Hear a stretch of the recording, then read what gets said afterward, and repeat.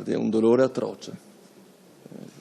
Immaginare che una nostra studentessa, in uno dei momenti più belli, andare in Erasmus, incontrare il mondo, cambiare la propria formazione, divertirsi, perde la vita così, tragicamente, improvvisamente, è veramente un lutto.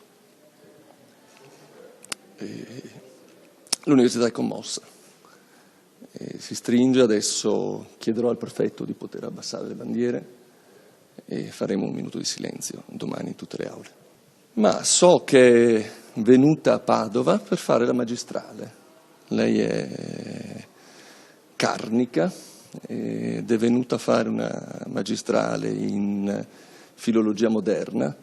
Tanto questo è anche bello perché è una studentessa che arriva a Padova perché apprezza le nostre attività, apprezza la formazione che si ha a Padova e mostra il proprio dinamismo perché va in Erasmus. Voi sapete cos'è l'Erasmus? È uno degli strumenti di internazionalizzazione, di accrescimento delle competenze, anche di crescita umana personale. Una delle esperienze più belle che si può avere all'università. E veramente uno pensa, io sono rettore padre, e quindi penso al dolore e siamo vicini. Ho fatto lettere a Udine e poi filologia moderna a Padova. Sì, veramente non ci sono parole.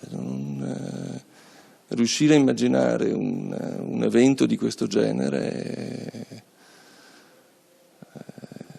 è uno di quegli eventi che non accetti, che non puoi immaginare, non accetti.